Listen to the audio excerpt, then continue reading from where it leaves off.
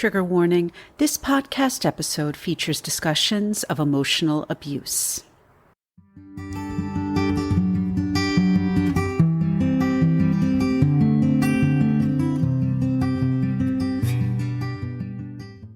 Hello everyone, and welcome back to Emotional Abuse is Real. I'm your host, Sarene Leeds. I'm a professional writer and storyteller, and I'm so glad you're here. My guest today is Donna Piper.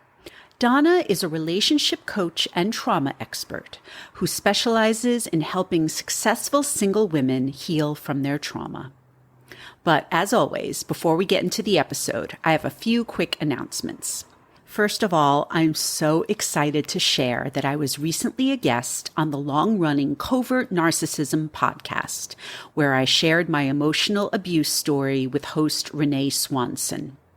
Like me, Renee is dedicated to raising awareness about emotional and narcissistic abuse, and I'm so grateful to her for allowing me to chat about my Rolling Stone experience. I've left the link to the episode in the show notes, so please check it out. Second, please make sure you're following me on Instagram at Sarene Leeds Writes. That's SareneLeedsWrites. And that you're subscribed to this podcast on either Apple Podcasts, Spotify, or YouTube. Also, don't forget to support Emotional Abuse is Real by leaving a 5-star rating and writing a review over on Apple Podcasts. Another way to connect with me and this podcast is through my email list, which you can subscribe to by downloading my free resource, 10 Things I Learned from Getting Paid to Watch TV. This freebie is a collection of some of my best writing tips and tricks, all of which I learned from covering television.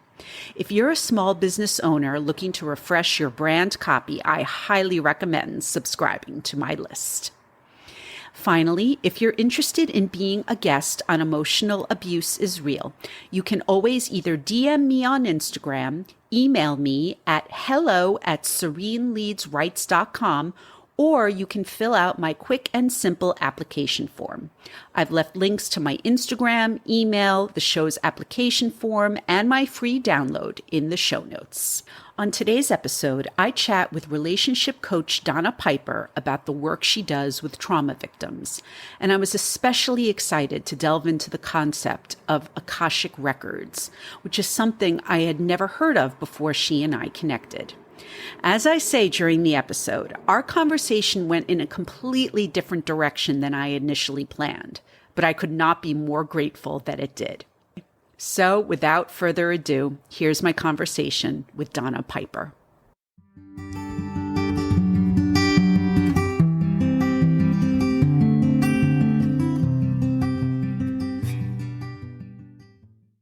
Hi, I'm so excited to be here. My name is Donna Piper, and I am a relationship coach.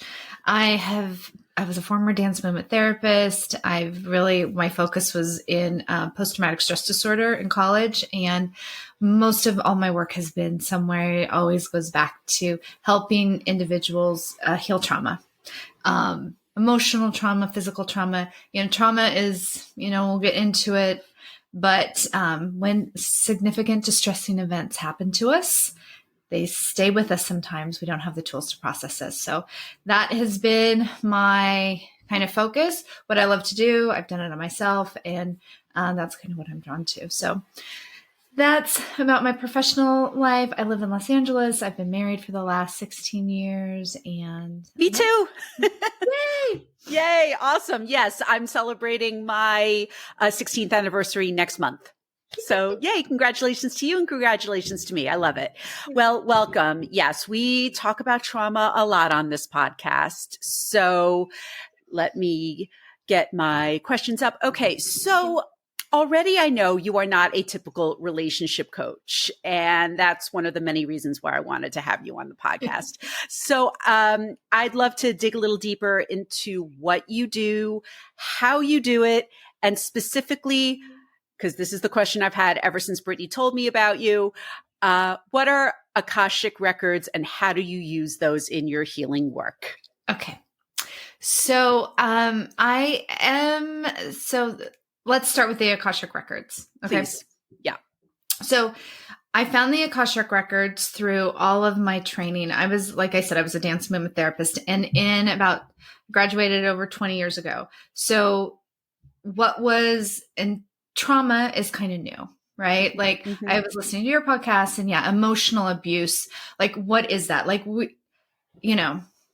it's very broad. I won't go very broad. tangential. I really want to go tangential, but so I use the body to help in trauma, and that was what my work was. So it's dance movement therapy really is what people call now somatic work and trauma informed stuff. But at the time, and I think that doesn't really encapsulate it. We're all one system. Even if we try to say, no, our mind does this, our body does this, they all feed off of each other, right? So I really was interested in trauma because of my own losses that I had. I had some heartbreak losses, my grandparents, and my parents were not violent, but they fought a lot. So there was that trauma, like now we're like seed PTSD or whatever. There's so many labels, but I was always searching for, once I was working with people with like Vietnam vets is who I started with. So I was always searching with like, okay, how can their experiences are normal, even if they seem abnormal, right?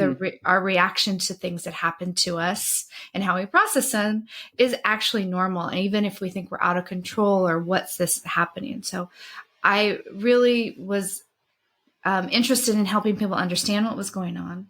But then also, once you have that mental understanding, you need to go beyond that to heal whatever is the stuff in your unconscious, right? So, and I was always like, oh, how do you get into the unconscious? We talk about it. There's Freud, there's id, there's all these things. Yeah. So after I go doing my own spiritual journey, I wound up finding the Akashic Records, which basically is a blueprint of everything that your soul has ever had, every action deed, anything. When the soul comes into obsession, it's kind of like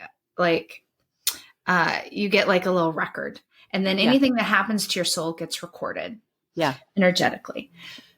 Now, this doesn't mean that it's faded or anything like that. It's just information. And so when you tap into this information field, it's in the 8th chakra, which is the shaman chakra, where things happen. And it's kind of right over your head if you're into chakras or not. But it's just a field of information you can tap into. Okay. The crown chakra. It's right above it. So like it's right above it. Oh. You have 7 chakras of the I am, like root, and then right a little bit. So like different things. So the crown is basically here. It's a little closer to your head, and then about an inch above it. And then you have a 9th chakra.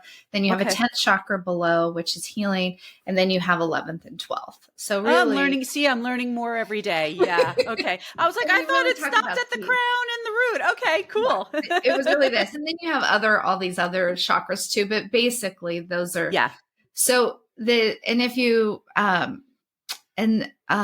indigenous cultures, depending on what kind of shamanic training and who they are, it's called a Wiyakocha. It's the 8th chakra is everything it's the void. It's everything, a place where everything gets transmuted into being and leaving. So in this place, when you open up records for like a client, or you open your own, you get different perspectives of what's going on. And really, healing is a lot about shifting our perspective, because we have these beliefs, and we will, people will die for their beliefs, right? Yes. And our beliefs could be an old, like something is not known to us. We might have had an experience and we believe that, we're never going to get what we want, right? So then that's our self-fulfilling prophecy. And even though we want something else and we do everything to get this and have that not be true, until we try to dissolve and change that belief, our whole system is searching our environment for things that mate with our beliefs, that keep us real, that keep us like in reality, that keep us safe. So all these things that we do in our system, physical, emotional, all things, are all running to keep us safe and alive. Our ego, all of it. However, as we're like evolved beings and we could, we have free will and choice, we forget, or we don't have the tools to how to get, like when we change, we want something else, that these safety protections are no longer serving us anymore, and how to transmute them into something that is more supportive. So when I found the Akashic Records, I was like, yes, this is such a beautiful way to heal all that stuff that we collect, because we all do. Yeah. And I've never believed in forcing anyone to relive trauma, with PTSD especially. Like, Sure. All it does is reinforce more boundaries and protections. And your system will only heal things and let go stuff when you feel safe enough to do so. So creating safety in your body and your emotions in order to process things, because obviously if it was safe to process them, we wouldn't have them running around in our beinghood, right? Yeah, So definitely. That's what the Akashic Records, it's a field that you tap into, and it's personal to you. So I have a ton of information, and I love to talk and whatever. But when I open up someone else's records, the information I get is specific to you. It's how you need to hear it and what you need. It's not about my interpretation of what you need. And that's the other thing that's lovely, because we're all human, and I may see something and I may be good at what I'm doing, but the work becomes all about the other person, and you have the experience. And once you have your own personal experience, then it's more powerful. And like anything, we can deny it happened or whatever. We could put our mind and analyze it at the end. But when you have the experience of healing these things and dissolving them, you have that in your system. And then it's just now creating new behaviors to support that. That was a very long answer. But. No, and I'm glad, because ever since I first heard about it through you, I've been fascinated with it, because you can see in my limited knowledge, I am into I'm into the chakras, I'm into Reiki healing, but I'm not an expert. I am a writer. I am a journalist. I am a storyteller. I like learning from other people and then helping to raise awareness to others about all these different things that are out there. So thank you for that. I really appreciate it. So what drew you to this particular kind of work? It was really my own, unknowingly, my grandfather's died a month apart in June, and I was very close to them. And it was like, I was 16, and it was heartbreaking. And I made a erroneous, but with the limited information I had at the time, I was like, you know what? Forget emotions. I'm going to love, all this stuff sucks. It's too painful. I am going to live my life logically. And which was so not a good, and I'm a very emotional person. So it was like, what? But and so I was looking for jobs to do through college. Like, what do I really want to do? And I found this thing called dance movement therapy. I was always interested in psychology, but I didn't want to do the traditional sort of things and do that. And I found this, and I was like, oh, cool. I'll get a dance undergrad, and then I'll get my master's in this thing. So and I had danced, but I wasn't proficient. So in my 20s, that's when I became like, you had to graduate in a professional capacity for the school I went to.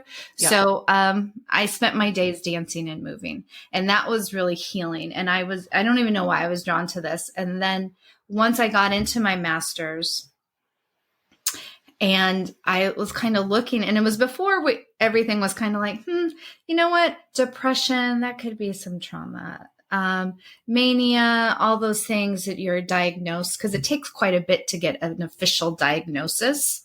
So, but I'm like, all these other things, really feels like there's not integration, like our bodies aren't digesting things, like, and I thought it was really interesting and fascinating that, every time we go into a situation, we unconsciously scan for our safety to see if there's a threat, and how we go, and the energy that we create to protect ourselves.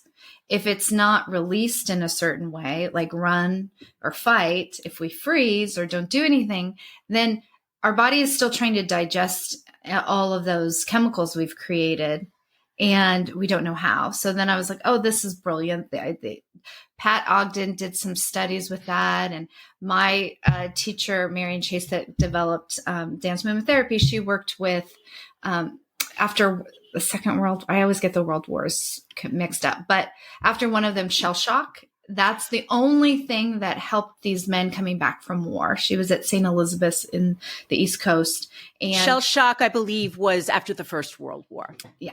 And so when people are coming home, she was helping these men that was coming into this hospital and having these distress, and movement was the only thing that helped them. And so all this nonverbal communication, and how much we really, and like, you don't need to process it. You don't need to talk about it.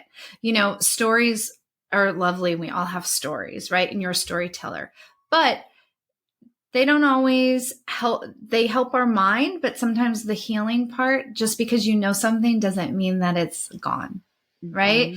Oh, it might create more safety, and it creates more space to go to the extra step to really alleviate that. But so that's what was really like, and I was good at it, and I enjoyed the population that I was in. That was a term then. And then it's just, and I have my own trauma. And like I said, trauma to me has always been a significant distressing event. So for me, there's big T, little t. I'm not really into that kind of stuff. I'm more like, if it's still running through your system and it's bothering you and it's keeping you from doing things you want or feeling good or going out and being confident, and it's this thing, then it's just as important as any other like big trauma. If you got shot or if, you witnessed something like that, all of it is the same because your body is having the same reactions to it. So exactly. And that's why this podcast exists, because I talked about it before when I tell my own story for years. And when I was in the throes of it, almost everyone in my life was telling me what I was going through. Not that big of a deal, could be so much worse. And I had to live with that for a very long time. The only people who were like on my side were my husband and my therapist. And then, time went by, and then the Me Too movement happened. And now all of a sudden, I can not only talk about this, but there are so many people who want to share their stories. And I totally get what we touched upon earlier. Emotional abuse is a very broad topic. I use that as the title of this podcast just so people can feel welcome. So people don't feel that like, oh no, mine isn't quite that. But that was the title that my therapist used. So that's the title that I use. So that is my very long-winded way of asking you about your experience working with clients who are survivors of emotional and narcissistic abuse. Do you work with people like that? Yes. I don't, that's not my niche of like, that's what I only do, but always so, okay. First of all, I'm sorry that that's happened to you. People, I feel like it's not a very, evolved way to be with another person. They're helping, being like, oh, it's not that, like they're trying to help you, but they're also negating your experience, and it's not helpful, you know? And a lot of the time it's about the other person, their comfort level of being with that. Right. Yeah. And I think really we should teach emotional, not intelligence, but how to deal practically with emotions with children. Like, as in elementary school, in like first kindergarten, when you're sad, glad, and mad, what do you do with them? Okay, I'm really mad. Allow yourself to sit and let that madness, that the anger come up. And anger is safe. It's safe to feel anger. It's safe to feel all these things. But we don't have the tools in order to be with our emotions. So then it gets all messed up, right? It comes out as power. It comes out as, self-doubt. You know what I mean? We machinate into all these things because we really don't know how to feel a feeling, and feelings are less than 5 minutes, 3 minutes, really to feel it, max 10. And if really people are able to feel their depression, their sadness, whatever, for that uncomfortable feeling and just have the space and the tools, then the feeling it's released in the environment. And then we can, kind of move on and have healthier relationships. And the one thing I always have with my clients, always, because, no one comes out of childhood unscathed, whether you have amazing parents or not amazing parents, whatever, we have these things that they don't line up to us, and we get protections and stuff like I talked about, but it's always a lot about love. So one of my missions really is to help people, including myself. I've been on my own journey of like, what really is love? Like we talk about love, self-love, and love is all powerful and yada, yada, yada. But, people use love and all of that to like harm and justify killing people. You know what I mean? So love is very confusing emotion. Yes. Right. But it's also very powerful. Yes. So how do we really be with unconditional love? Like, what does that really mean?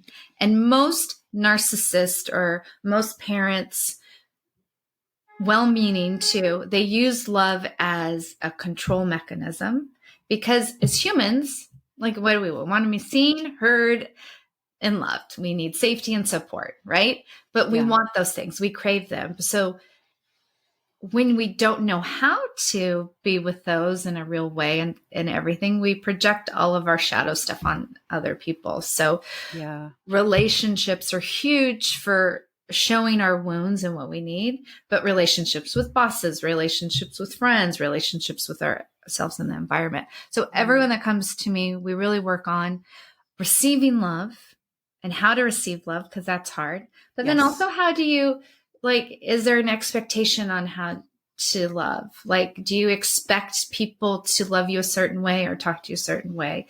And then, so it's kind of very broad, but it hits all of those topics. And it always comes down to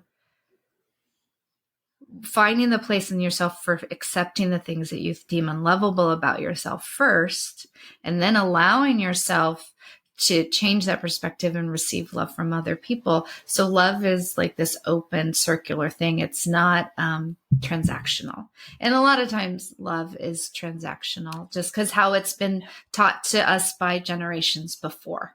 It's true. And that the reason why I was nodding my head so much is because we're going in a very different direction than I had planned. And I am totally okay with that, because I've got a lot to respond to with what you just said. So first of all, I cannot agree with you more about what you said about teaching kids about their emotions in school. I mean, already I know. So I have a 7-year-old, and as I've said on the podcast before, she has ADHD. She is neurodivergent. So as much as I've been working with her in a way that I wish I had been taught both by my parents and in the schools, it doesn't always quite work because she is neurodivergent. But when I was growing up, and, I don't blame my parents because they didn't have this kind of education. And who did in the early 80s, they couldn't handle big feelings.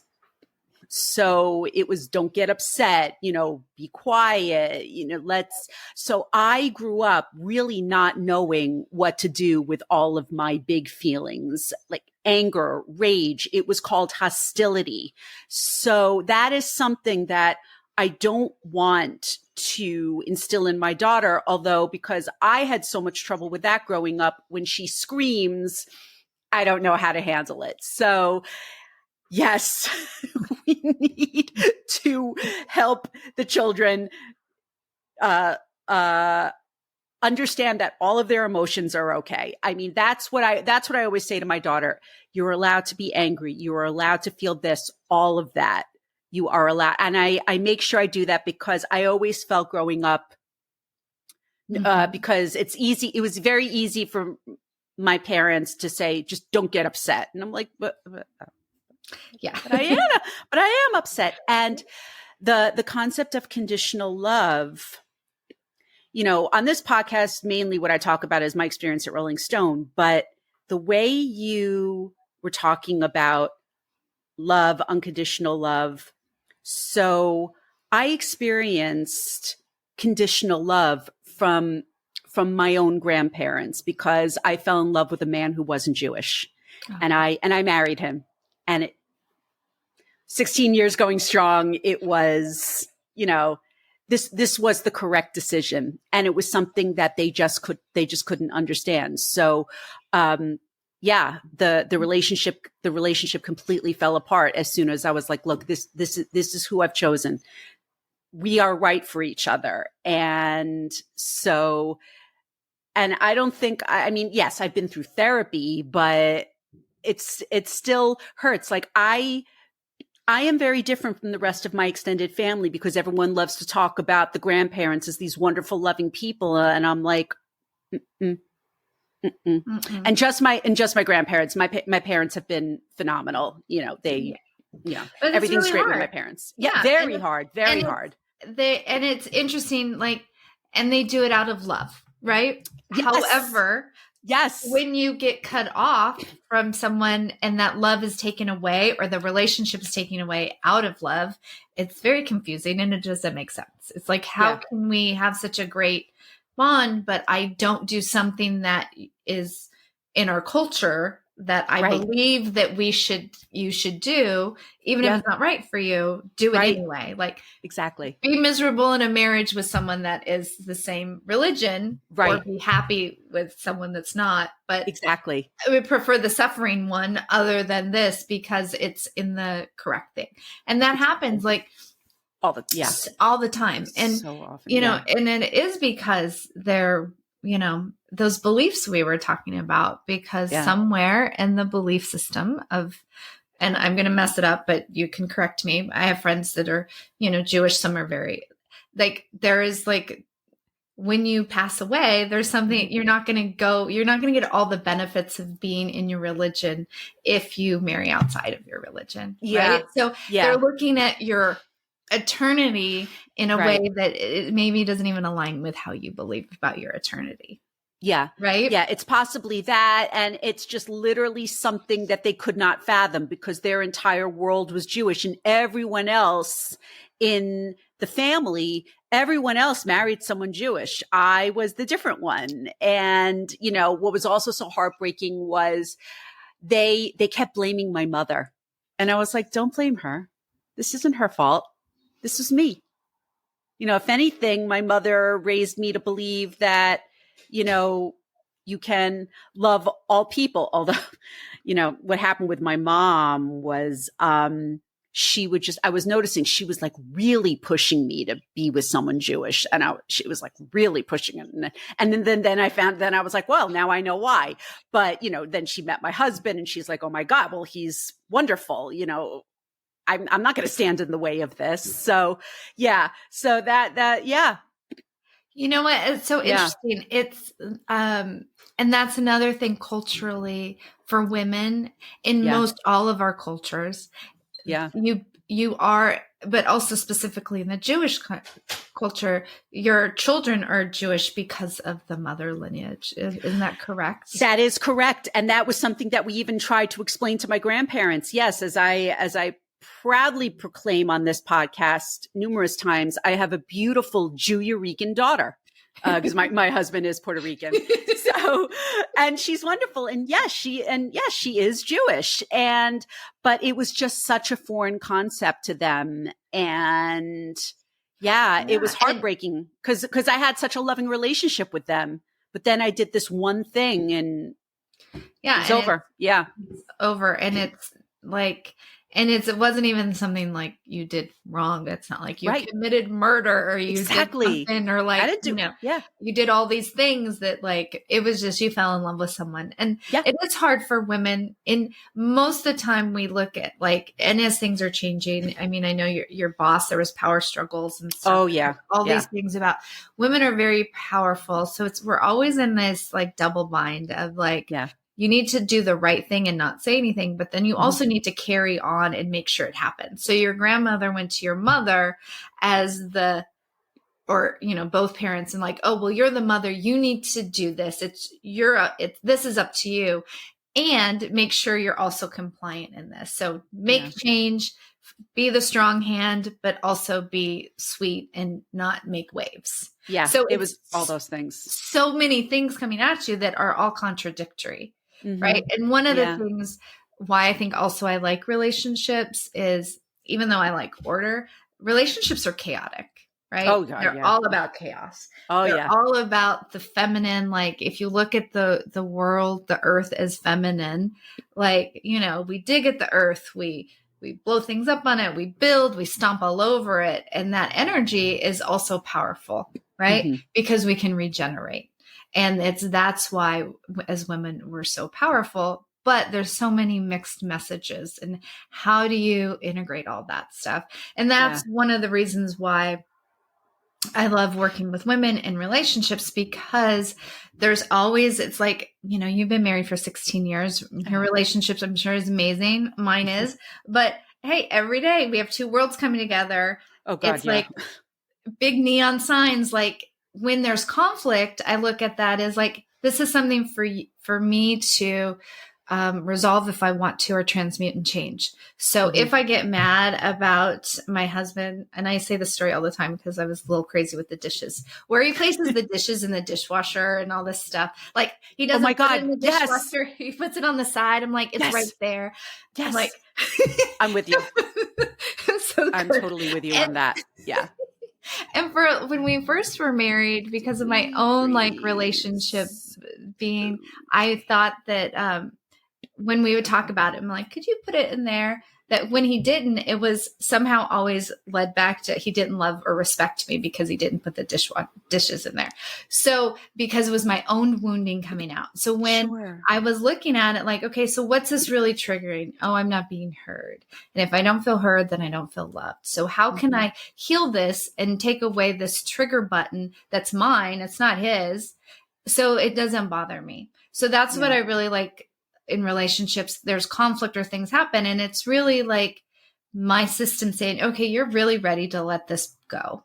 You could choose to argue about it and keep it and hold on to it and be like, this is my thing. But you're ready to evolve through this. So that's why I also like looking at relationships as for growth, and the outcome is a side benefit is happiness, but it's the external exchange has to do more as a reflection of what's going on here within me, and to make me grow and expand, and to really be loving in an unconditional way, and to receive and give love without it meaning, betrayal, or, unless like you are betrayed, but you know what I mean? Like all these little things, like, so. So I want to at least get in a couple of questions. I know you said that like working with emotional and narcissistic abuse survivors isn't really your like niche specialty. Yeah. It's not your niche, and that's fine. But I would love to talk about how people who might be those kinds of survivors, what should they look for when entering a relationship to ensure that it's going to be a healthy situation?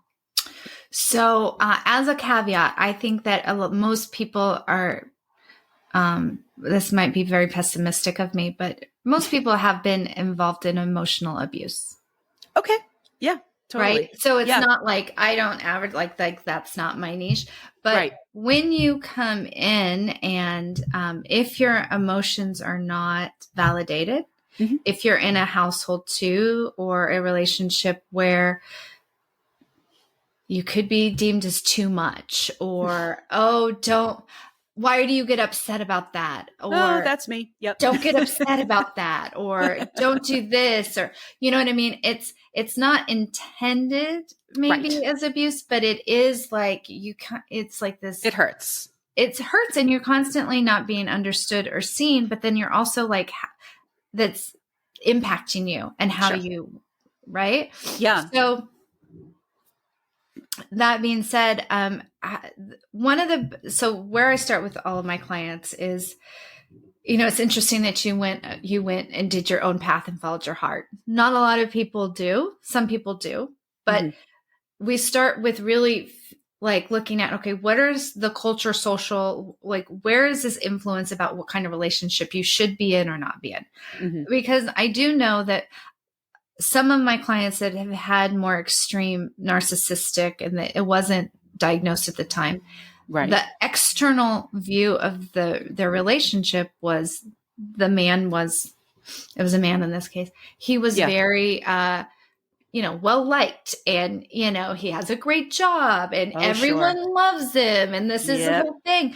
But behind closed doors, there's a lot of controlling and like backward stuff to kind of control and manipulate. And, and I work with women that have been abused in relationship physically, but these things all start slowly, typically. Mm-hmm. Mm-hmm. Right. Yes. So first of all, it is like really allowing yourself to follow your heart and to find that, this is a long answer because relationships are very complicated. Long answers are fine. This is a podcast. See, this is a podcast. This is not an article. I don't have to edit you down. It's totally fine. Yeah. Great. So when you are looking for the person that's going to be perfect for you, because I do think that there's no one's perfect, right? Nope. But you have relationships that are more beneficial for you, perfect for you, for what you need to be supported and seen and heard. And it's different for everyone. And start with that, because I can't look at your relationship or you look at mine. You might be like, what is going on there? That's weird. Yeah. But it meets a pattern, an emotional pattern within me based on my parents, my history, how I view the world. And if I allow it to heal me and transmute these things and heal these patterns, and that's what relationships are good for, is to figure out how to evolve on this plane. That's why we have relationships and relationships. This is what this plane is all about. Yeah. Is to give us these opportunities to heal these things. So when you're looking for a relationship for yourself, going past the cultural differences, going past the religion, going past all those things for a moment, put them in advance, and then really find out what you need to feel safe and seen and heard and supported and loved. And what does that mean? Maybe for you to feel safe, you have to have someone that is very, a different personality than you, like totally different, like the opposite of what you do to ground you in. Or maybe you need the similar personality for that. Maybe you need a lot of laughter or adventure, so not just having those feeling states, but find out what you feel, how you need to feel in a relationship that's going to be fulfilling, and then look for things to support that. And inevitably through that, you will get to the place of, okay, I don't feel safe with these people because of X, Y, and Z, or this is my experience. And then we do a lot of the healing work to heal around that. So it's not a determining factor if you're in a relationship or not. Mm-hmm. Right? Mm-hmm. You're not looking for red flags, and you're allowing people to be their thing, to do their thing, but you're also creating your own new boundaries and healing around it. And I do not believe that there's anything wrong with anyone. I don't believe anyone is broken and need to be fixed. I had that as my part of my story for a long time. Even as a therapist, I would look at other people. I'm like, no, you don't need to be fixed. But myself, I'd be like, oh my God, what is wrong with you? Like, how stupid, how can you do that? How can you know all this stuff and not apply it? Like, you're just, you're just marked. There's something wrong with you. You're always going to be wrong. And it wasn't until I really allowed myself to look at all of the stuff that I've deemed unlovable that I was able to start to accept myself a little bit and then forgive. And accepting being in relationships where you quote unquote were allowing someone to abuse you. You never let anyone allow. It's never allowing. You're not volitionally going, please do this. Of course not. It is a pattern that's happened to you that hooks into a pattern of someone else. And most of the time, the person that is the predator, usually technically you call them. Yeah. in abusive situations, they are looking to control and or suppress someone for their own thing that has nothing to do with you. So a lot of times it's very subtle and long term, and it's shaming you or putting you down in front of places and tapping into those things. It's like they have this sixth sense of like the not a weakness, but a wound of yours that can be like picked at and opened up and manipulated, right? Exactly. Yeah. My boss did that to me. Anytime he would drag me into a private conference, but he always made sure that it wasn't private. It was in an open glass doored office where everyone could notice. And back then I didn't pick up on that. I look at it now and I'm like, oh God, I know exactly what you're doing. Yeah. I get that. No, because why would you? And why would I? Humans don't think that they set out to, and most of the time in these relationships, you don't have any idea because they are, especially in a relationship, because they love you and they're doing all these things and you love them and they're professing that they love you and they're doing this thing for you. And then slowly over time, it gets worse and worse and worse until you're like, how did I not notice that? Oh, yeah. Yeah. And then there's a lot of shame and blame and thinking that you needed to do something. And that is really where we start with all my clients is like, you didn't do anything wrong. Right. And to own it and to really own that guilt and the shame and be with it and find someone that you could talk about or do healing to really allow you to feel that shame and let that come up, because that is probably the number one thing that holds women back from going into new relationships and things, because they're like looking at the situation in retrospect. So you can't I always love to reanalyze things that I did. Like it's a bad fault that I have about like old things, but I'm like, it's so crazy and it's so not going to do anything, because if I look at it with the knowledge I have now, I can change it, but I can't go back in time and change it. So it's such a wasted energy, but our minds are trying to process this to make sense of it, to make us feel safe again. And I say to all of the women that have had emotional abusive relationship, don't make sense of it. Nothing about it makes sense. You cannot make sense of it because it's someone else's world. Yeah. And you're not a victim in it in the sense of like you did, you're a victim, like you don't have power. Yeah. It is part of your growth. Use it for your growth. What can you learn from it? And what needs to be healed? What can you heal? What is something that, and a lot of times shame and guilt are cultural, like, right? Oh yeah. School, like your boss, work. It could be religious. It could be all that stuff. It's like, those two are used to control. Right. Yeah. So if you're using your own shame and guilt and you don't want to say stuff, or if you say stuff like in your instance and people said, oh, it's no big deal. That's another form of like, oh, well, I guess it's a big deal. Do I need to be tougher? Like what, what do I need to then it's like, what do I need to do to fix it other than, okay, I'm still going to have your boundaries, and then maybe at some point you had to leave. But looking at it more, if you're ever in a situation like that, because there's always people like that, right? So definitely. Just like, okay, I have very strong boundaries, and they're reacting to me because I have strong boundaries. Okay. Yeah. I'll just continue to have strong boundaries. Okay. I don't agree, but it has nothing to do with me.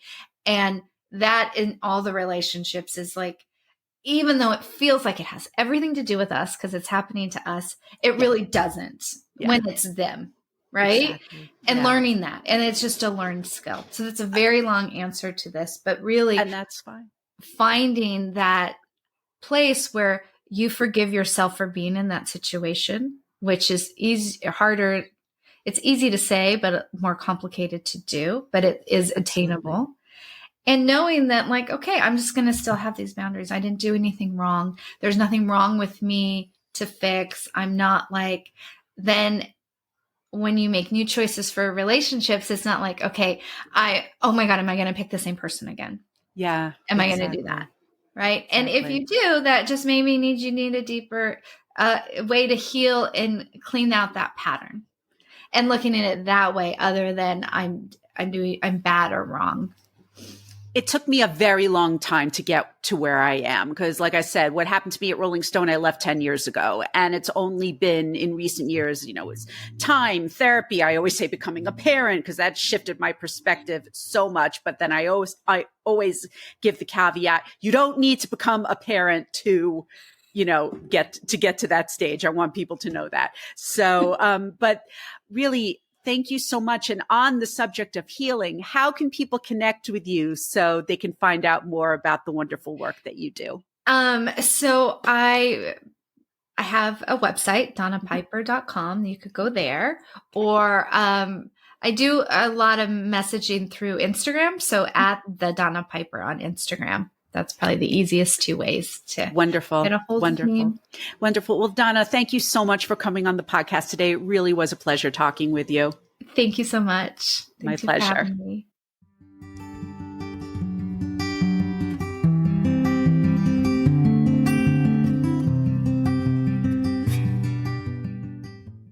Thank you for listening to my conversation with Donna Piper on Emotional Abuse is Real. If you would like to connect with Donna, I've left links to her website and Instagram in the show notes. If you would like to be a guest on the podcast, please don't hesitate to reach out via email at hello@sereneleadsrights.com, through Instagram at sereneleadsrights, or fill out my guest application form. Please note that this podcast should not be used as a substitute for professional mental health services. If you are a victim of emotional abuse and need help, please call or text the Suicide and Crisis Hotline at 988, or call the National Domestic Violence Hotline at 1-800-799-7233. You can also text START, START, to 88788.